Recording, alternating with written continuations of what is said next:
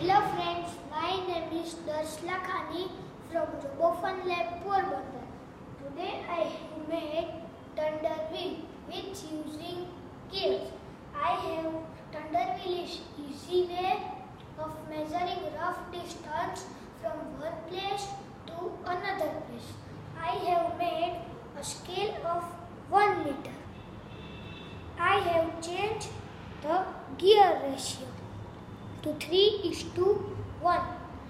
Now it can measure 3 meters. Let measure this to max.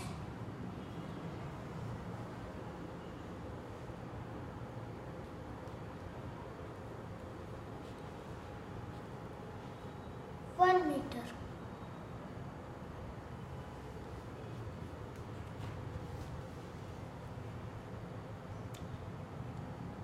This is up to 2 meter. Let's measure this next net.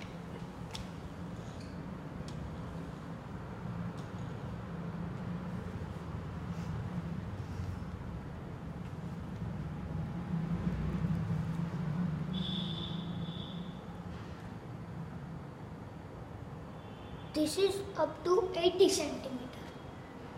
Thank you.